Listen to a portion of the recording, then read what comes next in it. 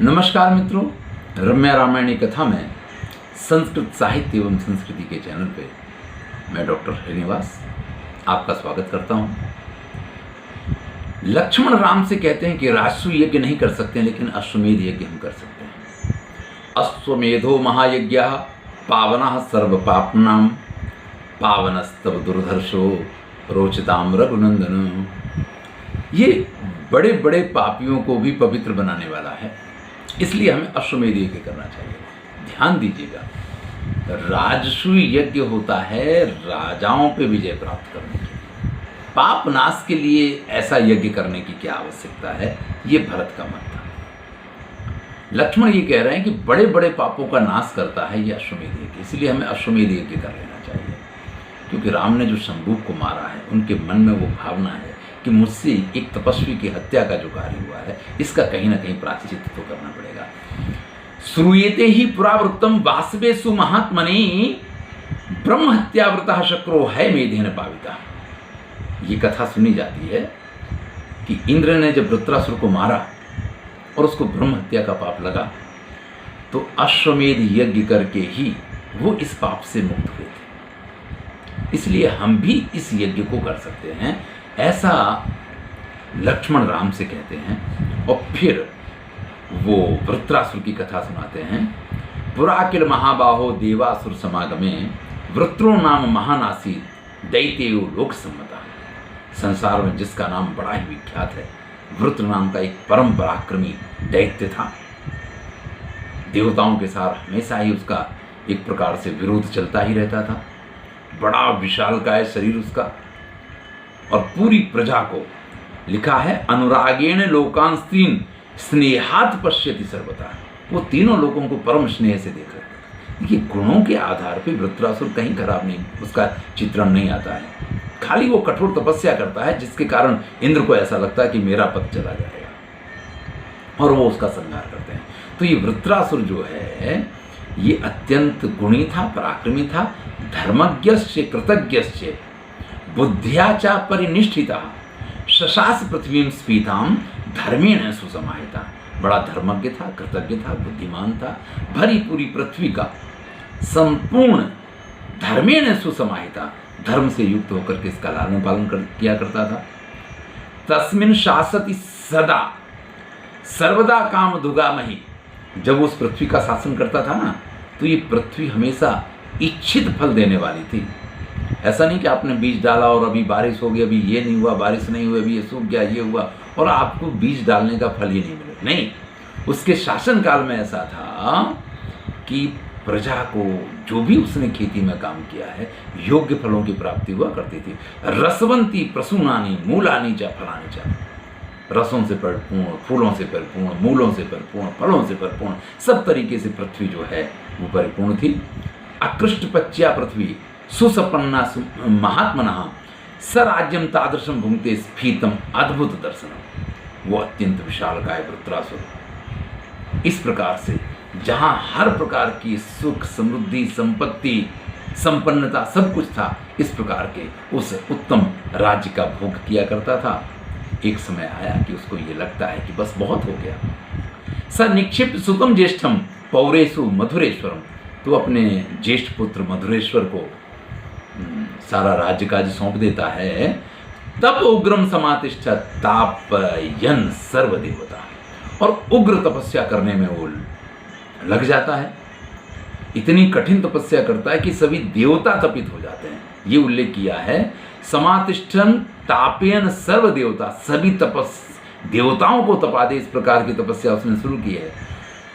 तपस्यता महाबाहो लोकाः सर्वे विनिर्जिता। अब उसने अपनी तपस्या से सभी लोकों पे विजय प्राप्त कर ली है। लोकों पे विजय प्राप्त करने का अर्थ यह है कि उसके समान तेजस्वी और तपस्वी इस संसार में दूसरा कोई नहीं था। इस प्रकार की स्थिति हो गई है।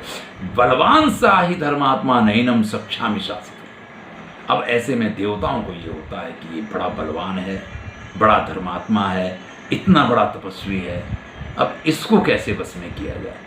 जब उनके पास कोई रास्ता नहीं दिखता है, तब देवता लोग कहाँ पहुँचते हैं? विष्णु के पास पहुँचते हैं। तो वो सभी भी इसी प्रकार से विष्णु के पास जाते हैं। यदा ही प्रीति संयोगम त्वया विष्णु समागता तदा वृद्धिलोकानाम नाथत्वम उपलब्धवान। देखिए महाराज, आपने इस वृत्र के साथ मित्रता की और जब से इसके साथ आपकी मित्रता हो गई है, ये तीनों लोगों का स्वामी बन के बैठ गया। यानी तपस्या भी वो कर रहा है तो किसकी कर रहा है? विष्णु की कर रहा है। तो ऐसी स्थिति में देवताओं को बड़ा बुरा लगता है कि आपकी तपस्या के कारण ये ऐसा हो गया है। विष्णु भी स्पष्ट कहते हैं, पूर्व सौहृदबद्धोस्मि वृत्रस्य हा महात्मने तेन युष्मत् प्रियार्थमे नाहम हन्मि महासुर। उसने मेरे साथ मित्रता की है और उसकी पूर्व की मित्रता मेरे लिए एक धरोहर है। इसलिए हे इंद्र, उस वृत्रासुर को मैं तुम्हारे लिए, तुम्हारा प्रिय करने के लिए उस वृत्रासुर को मैं बिल्कुल नहीं मारूंगा। विष्णु ने स्पष्ट मना कर दिया कि मैं वृत्रासुर का संहार नहीं करूंगा, क्योंकि हाँ, वास्तव में वो मेरा मित्र है, वो योग्य कार्य करता है, कुछ भी गलत करता ही नहीं। अवश्यम करणीयम च भवता सुखमुत्तमम तस्माद उपायम आख्यासे सहस्राक्षो वदिसे।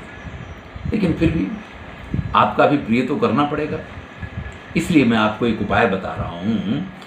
इस उपाय से आप उसका वध कर पाएंगे। मैं तो वृत्रासुर का वध नहीं करूंगा। त्रेधा भूतम करिष्यामि आत्मानं सुरसत्तमः। मैं मेरे 3 भाग बनाए दे रहा हूं और उन 3 भागों से मैं कहां कहां स्थित होऊंगा और उन चीजों का प्रयोग करके आप जो है उस वृत्रासुर का वध कर सकते हैं। एकांशो वास्वम यातु, मेरा एक अंश जो है वो इंद्र में व्याप्त हो जाएगा।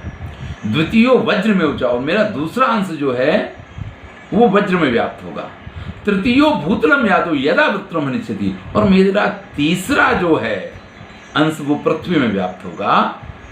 जब वृत्रासुर पृथ्वी पे बैठेगा तब आप उसका संहार कर सकते हैं। इसीलिए देखिए, हमारे यहाँ कोई भी पूजा की जाती है, कोई भी उपासना की जाती है, कोई भी तपस्या की जाती है, तो पृथ्वी पे बैठने का निषेध है।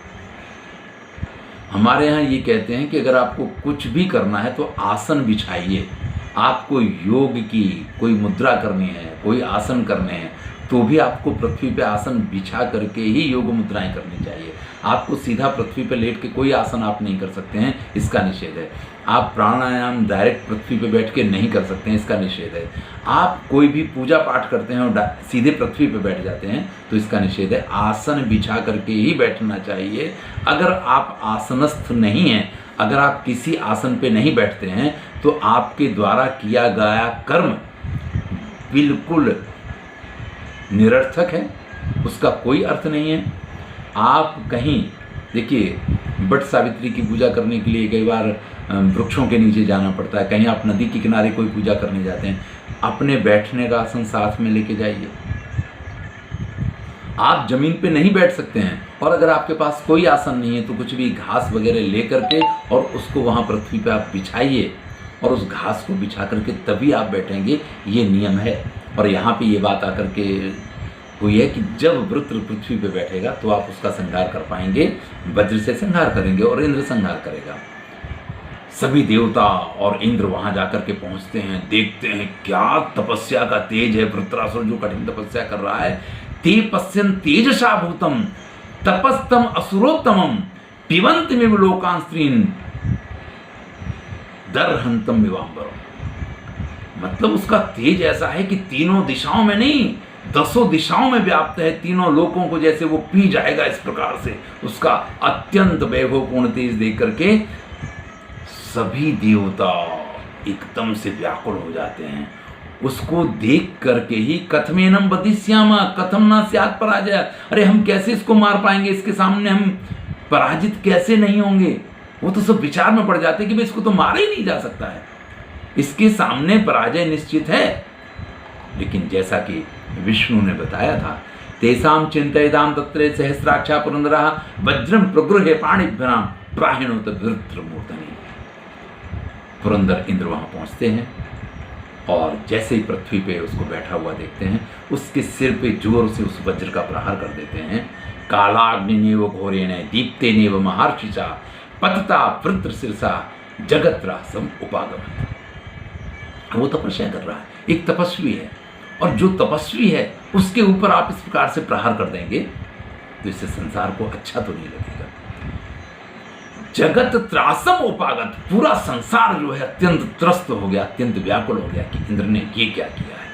और इसके कारण इंद्र को ब्रह्म हत्या का पाप लगा है। उस पर प्रहार करने के बाद इंद्र वहां से इतनी जोर से भागा है कि एक अंध युग में चला गया है, अंधकार के युग में चला गया है। अंधकार का युग क्या है? जब आप कोई गलत कार्य करते हैं तो उसके बाद अंदर से आपको जो एक अनुभूति होती है ना कि ये मुझसे क्या हो गया, ये मैंने क्या कर दिया है, तब आपकी जो आत्मा है वो अंधकार में डूब जाती है, आपको और कोई रास्ता नहीं दिखाई देता है। तो इस प्रकार से इंद्र को ब्रह्म हत्या का जब शाप लगा, वो तो अंधकार के समुद्र में डूब गया, अर्थात अब वो किसी कार्य के लायक ही नहीं रह गया है। ऐसी स्थिति में इंद्र पहुंच गया है।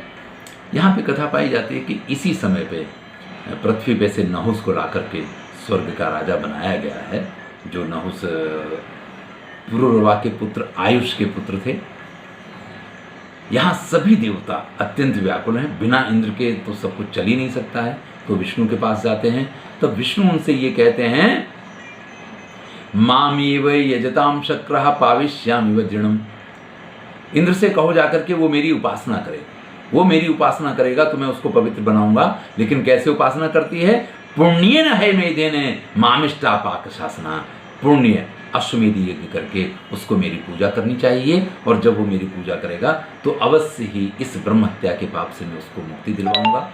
फिर उस इंद्र ने अत्यंत भावपूर्ण ढंग से अश्वमेध यज्ञ करके इस ब्रह्म हत्या के पाप से मुक्ति के लिए संकल्प किया है। ततो अश्वमेधा सुमहान महेंद्र से महात्मना व्रते ब्रह्म हत्याया पावनार्थम नरेश्वरा।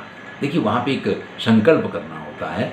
तो इस ब्रह्म हत्या के पाप से बचने के लिए मैं ये अश्वमेध यज्ञ कर रहा हूँ, ये उसने संकल्प लिया है। उस संकल्प के प्रभाव से जब ये संपूर्ण यज्ञ पूर्ण हुआ तो ब्रह्म हत्या स्वयं प्रकट हुई है।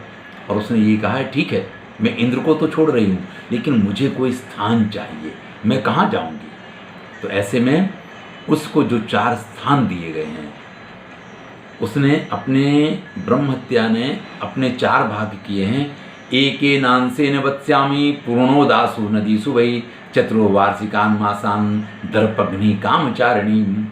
मैं एक अंश से नदियों में विद्यमान रहूंगी और बरसात में उनके सारे दर्प को, नदियाँ कितनी स्वच्छ होती हैं, लेकिन बारिश होती तो सब नदियाँ ऐसी गंदी हो जाएंगी, मटमैली हो जाएंगी, उनकी स्वच्छता किसी मतलब की नहीं रह जाती। आप बाकी दिनों में नदियों में स्नान करें तो आपको आनंद आता है, लेकिन बरसात के समय में नदियों का स्नान वर्जित होता है। अगर आप जाएंगे तो डूब जाएंगे और नहाएंगे तो उसमें आपको कुछ भी शुद्धि नहीं होगी, बल्कि सब जगह जब बारिश होती है तो जगह जगह का कचरा, गंदगी, जितना कुछ होता है वो सब नदी में पहुंच जाया करता है। तो उनकी सारी शुद्धता जब बारिश आया करेगी तो उन 4 महीनों में मैं उनकी जो शुद्धता का उनको एक अभिमान है ना कि हम परम शुद्ध हैं, मैं गंगा हूँ, परम शुद्ध हूँ, तो सारी गंदगियाँ उस समय उनके अंदर मैं ला दिया करूँगी। एक रूप से मैं वहाँ रहूँगी। भूम्याम अहम सर्वकालम एकांशेन सर्वदा, एक अंश से मैं भूमि में विद्यमान रहूँगी और पृथ्वी पे ऊसर के रूप में। ये ब्रह्म हत्या है जो पृथ्वी पे हमें किस रूप में दिखाई देती है? कहीं कहीं पृथ्वी इस प्रकार की होती है जिसमें कुछ नहीं हुआ करता है, ऊसर बंजर भूमि जिसको बोलते हैं, तो वो ब्रह्म हत्या उसमें दिखाई देती है। यो अयम अंश तृतीयो में स्त्रीसु यो वनशालिषु त्रिरात्रम दर्पपूर्णासु वशिष्ये दर्पघातनी। और तीसरा जो मेरा अंश है वो प्रत्येक नवयुवान स्त्री में रहेगा। प्रत्येक महीने 3 दिन तक उसको रक्तस्राव जो होगा, रजो दर्शन जो होगा, चाहे जितनी, चाहे कैसी भी सुंदर से सुंदर स्त्री हो, लेकिन उन 3 दिन उसकी स्थिति परित्याज्य बन जाती है। वो उसका सारा अभिमान, उसका सारा दर्प जो है उन 3 दिन में मैं समाप्त कर दिया करूँगी। इस प्रकार से ब्रह्म हत्या ने 3 स्थान ये प्राप्त किए हैं। और चौथे से ब्रह्म हत्या ने ये कहा है कि इसके बाद, आज के बाद कभी भी कोई किसी भी ब्राह्मण, गौ वगैरह की हत्या करेगी तो मैं उसको इसके पाप के रूप में भागीदार बनाऊंगी। तो लक्ष्मण ने ये पूरी कथा सुनाई कि किस प्रकार से इंद्र ने ब्रह्म हत्या से मुक्ति प्राप्त की है। इसलिए हम लोग भी अगर अश्वमेध यज्ञ करें तो जैसे वृत्रासुर को मारने के बाद भी इंद्र को लगी हुई ब्रह्म हत्या से वो बच पाए थे, तो आप भी पापों से मुक्त हो सकते हैं, या हम लोग भी पापों से मुक्त हो सकते हैं। ये बात कही है। इसी अश्वमेध यज्ञ की प्रशंसा को लेकर के या इसके महत्व को लेकर के एक अन्य कथा अगले वीडियो में हम सुनेंगे। मैं हूं डॉक्टर हरिनिवास और चैनल का नाम है संस्कृत साहित्य एवं संस्कृति। रम्या रामायणी कथा चल रही है, वाल्मीकि रामायण का उत्तरकांड चल रहा है। बाकी की कांड देखने के लिए आप हमारी प्लेलिस्ट में जाइए वाल्मीकि रामायण में और प्रारंभ से सारे वीडियो देखिए, मंगलाचरण से शुरू करके आपको अत्यंत आनंद की प्राप्ति होगी। धन्यवाद। मैं हूं डॉक्टर हरिनिवास।